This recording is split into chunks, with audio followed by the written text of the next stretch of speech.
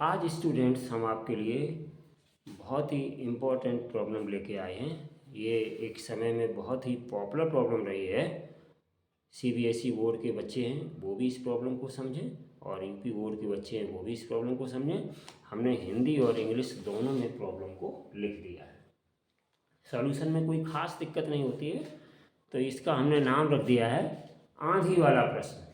ठीक है ना, स्टॉर्म प्रॉब्लम।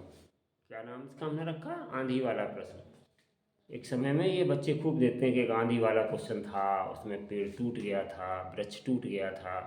ठीक है ना, तो वो ये प्रश्न है। देखिए बड़ा इंटरेस्टिंग प्रश्न है students. A tree breaks due to storm. पेड़ क्या है? ब्रेक हो गया या टूट गया आंधी से।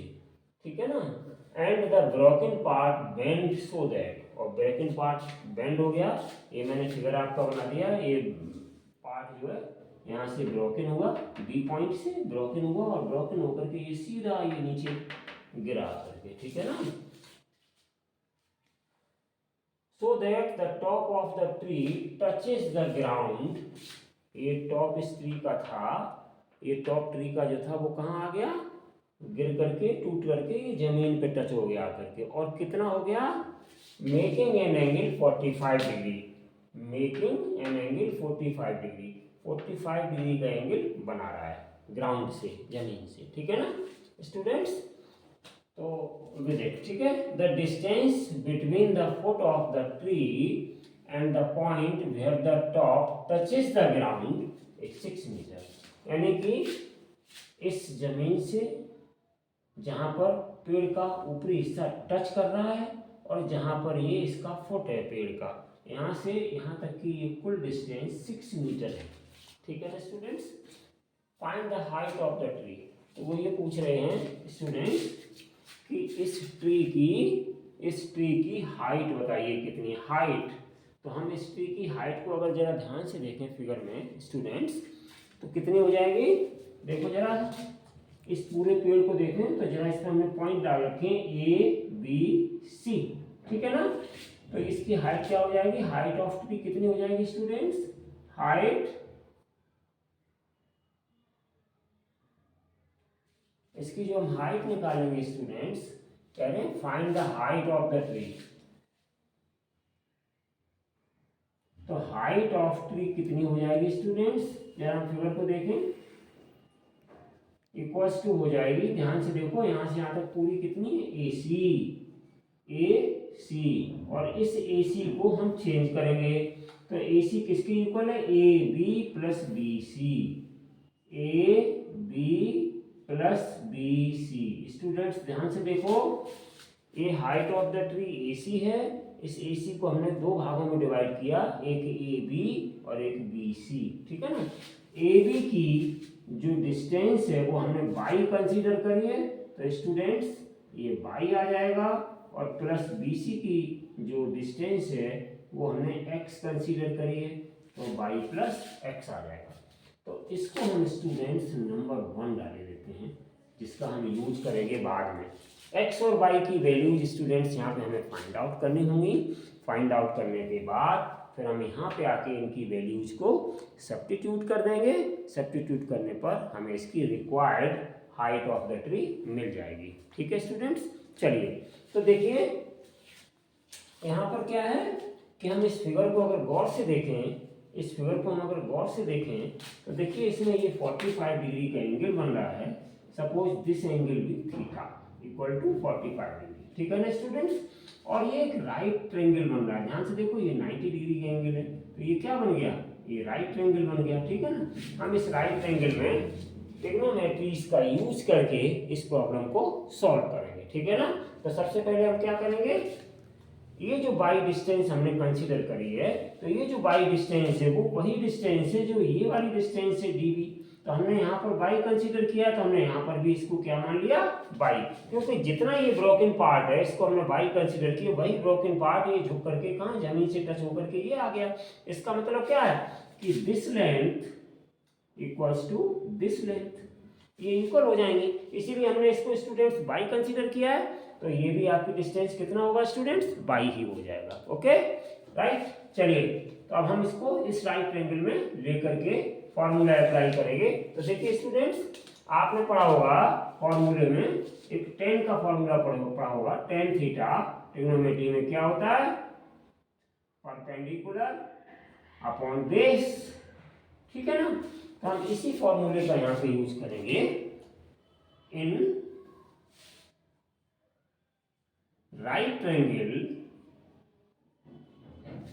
कौन सा राइट ट्रायंगल है मेरे पास, B C D, in right triangle B C D, ठीक है ना स्टूडेंट्स। तो tan 45 हम यहाँ अप्लाई करेंगे, tan 45 डिग्री क्या हो जाएगा इक्वल्स टू स्टूडेंट्स, फिगर को देखिए क्या होता है फॉर्मूला, परपेंडिकुलर अपॉन बेस। तो परपेंडिकुलर मेरे पास x है, ठीक है ना, परपेंडिकुलर मेरे पास कितना है, या आप लिख सकते हैं BC है, और अपॉन बेस मेरे पास कितना स्टूडेंट, DC है, ठीक है ना। तो ये होता है formula perpendicular upon base. Perpendicular की जगह हमने कितना ले लिया स्टूडेंट्स, x रख लिया, या BC, और इसकी जगह कितना ले लिया स्टूडेंट्स, DC, ठीक है ना। अब देखिए BC की वैल्यू मेरे पास कितनी है, x है, और BC की वैल्यू मेरे पास कितनी है, 6 है, तो x अपॉन 6 आ गया। अब देखिए स्टूडेंट्स, tan 45 डिग्री की वैल्यू कितनी होती है, बता सकते हैं tan 45 डिग्री की value, any one of you बताइए। गौरव, निकिता, पता है आपको, यस निकिता देखो होशियार है, पढ़ती रहती है, ठीक है। तो निकिता ने सही बताया। तो tan 45 डिग्री की वैल्यू हम यहाँ पे स्टूडेंट्स लेंगे 1/√2, ठीक है ना। अब इसके बाद में x अपॉन 6 आ गया था, ठीक है ना। तो tan 45 की वैल्यू कितनी हो जाएगी, 1, not 1/√2। Nikita you are wrong, गलत बताया आपने, ठीक है। हाँ, tan 45 की वैल्यू कितनी होती है, 1, ठीक, समझ गए। आपने कौन सी वैल्यू बता दी, आपने बता दी कॉस की वैल्यू, जो कॉस की वैल्यू होती है 1/√2 वो आपने बता दी, ठीक है। चलिए कोई बात नहीं है, ठीक है। तो ये कितना आ गया, इक्वल्स टू x अपॉन 6। यहाँ पे लिख ही देते हैं निकिता, याद कर लो, tan 45 डिग्री की वैल्यू 1 होती है, ठीक, ओके निकिता। हाँ चलिए कोई बात नहीं, प्रयास किया, कोई बात नहीं। क्रॉस मल्टीप्लाई कर दो इनका, तो स्टूडेंट्स क्या आ जाएगा, implies x equals to 6 metre. तो देखिए स्टूडेंट्स, एक वैल्यू हमने x की पता कर ली, ठीक है ना। बहुत ही इजी प्रॉब्लम है, अगर आप इसको ध्यान से समझेंगे, कोई ऐसी बेटा हार्ड बात नहीं है। निकिता समझ में आ गया होगा आपको, ठीक है ना, कि ये tan 45 इक्वल टू BC/DC क्यों हो गया, tan 45 BC/DC क्यों हो गया, क्योंकि BC क्या है मेरे पास, परपेंडिकुलर, और ये क्या है मेरे पास, बेस DC, ठीक है ना। तो हमने BC को x कंसीडर करके रख दिया, और DC की वैल्यू 6 हमें गिवन है। तो इस तरीके से हमने यहाँ पे वैल्यूज को रखा, क्रॉस मल्टीप्लाई किया, तो x की वैल्यू कितनी आ गई स्टूडेंट्स, 6, ठीक है ना। तो 6 मीटर x की वैल्यू हमने निकाल ली। चलिए अब हम फिर अगेन इसी ट्रायंगल में लेंगे, नाउ अगेन दोबारा हम इसी ट्रायंगल में लेंगे, इन राइट ट्रायंगल, कौन सा था स्टूडेंट्स, BCD, ठीक है ना। इसी में हम फिर दोबारा लेंगे। तो चलिए हम इस तरफ कर रहे हैं प्रॉब्लम को सॉल्व, आप लोग इधर देख लें। तो देखिए दोबारा जब हम इस ट्रायंगल में लेंगे, तो हम इसमें क्या करेंगे स्टूडेंट्स, कॉस अप्लाई कर देंगे, cos 45 degree, cos 45 degree equals to cos 45, cos theta का फॉर्मूला क्या होता है student, base upon hypotenuse, base upon hypotenuse होता है। तो हमने यहाँ पर cos 45 के लिए बेस मेरे पास कितना स्टूडेंट, DC है, तो हम यहाँ पे DC रख देंगे, और अपॉन मेरे पास कितना है हाइपोटेन्यूज, BD है, तो हम BD रख देंगे स्टूडेंट। अब देखिए cos 45 की वैल्यू, निकिता जो अभी आपने गलत बताई थी, वो tan 45 की नहीं थी, इस cos 45 की होती है, कितनी होती है 1/√2। तो यहाँ पे हम 1/√2 रखे देते हैं और इक्वल्स टू DC मेरे पास कितना है 6 है, ठीक है ना स्टूडेंट्स। और ये BD मेरे पास कितना है y है, तो हम y रख लेंगे। तो this implies y equals to कितना आ गया स्टूडेंट्स 6√2। तो इस तरीके से y की वैल्यू स्टूडेंट्स हमें मिल गई 6√2 मीटर। आई होप कि ये दोनों स्टेप आपको समझ में आ गए होंगे। एक ये स्टेप जहां से हमने y कैलकुलेट किया है और एक ये स्टेप जहां से मैंने x कैलकुलेट किया था। ये आपको एक स्टेप रहा x की वैल्यू, ये आपकी रही यहाँ से y की वैल्यू, ठीक है ना। अब देखिए हम क्या करेंगे, हमें टोटल हाइट ट्री की निकालनी थी या पेड़ की या वृक्ष की टोटल हाइट निकालनी थी। तो ये ट्रिग्नोमेट्री बड़ा हेल्प करती है स्टूडेंट्स आपको कि जिस चीज़ की हमें वैल्यू पता नहीं होती उसको ये निकाल के देता है, ठीक है ना। इतना इम्पोर्टेंट है ट्रिग्नोमेट्री के ये टॉपिक, इतने इम्पोर्टेंट हैं। ये देखिए आंधी में एक पेड़ टूट गया और टूट करके यहाँ से ब्रोक हुआ, ब्रोक होने के बाद ब्रोकन होने के बाद ये जमीन से जा लगा। हमें पता ही नहीं है इसकी हाइट कितनी है, ठीक है ना, पूरे पेड़ की हाइट कितनी थी हमें पता ही नहीं है, लेकिन फिर भी हमने इस ट्रिग्नोमेट्री की हेल्प से इस पूरे पेड़ की हाइट निकालने जा रहे हैं। समझ गए स्टूडेंट्स। चलिए तो यहाँ पर अब देखिए मेरे पास क्या है, हाइट ऑफ द ट्री मैंने कितना निकाला था y + x। तो हम क्या करेंगे, x की वैल्यू मेरे पास कितनी आई है 6 और y की वैल्यू स्टूडेंट्स मेरे पास कितनी आई है 6√2। इन दोनों वैल्यूज को हम यहाँ पे सब्स्टिट्यूट कर देंगे, यहाँ पे रख देंगे, जिससे कि हमें height of the tree any means height of the tree AC हमें मिल जाएगी। तो therefore height of the tree, height of the tree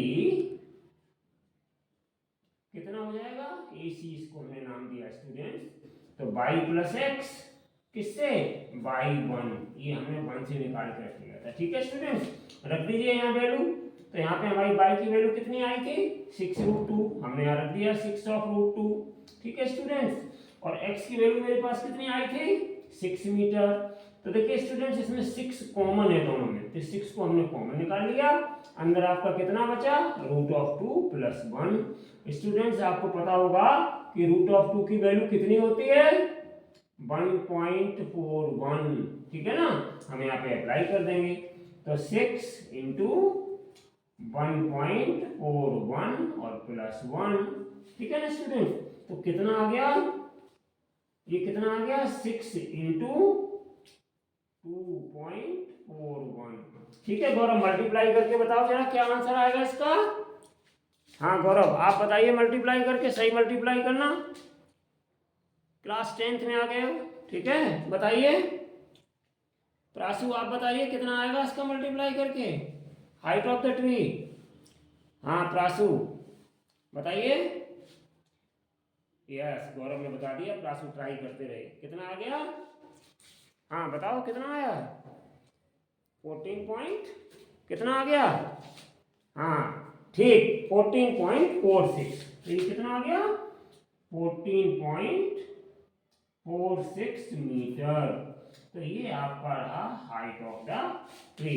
students एक बार देख लीजिए आप इधर से, इस राइट एंगल में हमने फॉर्मूला यूज किया, ठीक है ना। राइट एंगल में क्या आ गया formula cos theta equal to क्या होता है बेस अपॉन हाइपोटेन्यूज। तो हमने बेस की जगह क्या रखा स्टूडेंट्स BC सॉरी, और यहाँ पे क्या रखा बेस की जगह हमने कितना रखा DC और उसके बाद क्या हाइपोटेन्यूज BD। तो ये हमने रख दिया। cos 45 की वैल्यू कितनी होती है 1/√2, वो यहाँ रख दिया, ठीक है ना स्टूडेंट्स। और यहाँ पे कितना आ गया DC 6 मीटर दिया और BD मेरे पास कितना है y, ठीक है ना स्टूडेंट्स। तो हमने इसको क्रॉस मल्टीप्लाई किया तो y की वैल्यू कितनी आ गई थी 6√2। अब हमने क्या किया हाइट ऑफ द ट्री, इसी को यहाँ से ले लिया 1 को यूज करके y और x की वैल्यू मेरे पास स्टूडेंट कितनी आई थी x की वैल्यू 6 मीटर, ठीक है ना। और y की वैल्यू कितनी निकली 6√2 मीटर। हमने यहाँ पे दोनों वैल्यूज को रख दिया और रखने के बाद इसकी कैलकुलेशन की। कैलकुलेशन करने के बाद गौरव ने मल्टीप्लाई किया, मल्टीप्लाई करने के बाद कितना आंसर आ गया 14.46 मीटर। तो thus we can see that height of the tree is 14.46 metre. आपको ये वीडियो अच्छा लगा हो तो वीडियो को लाइक करें, शेयर करें, सब्सक्राइब करें। Thank you for watching this video.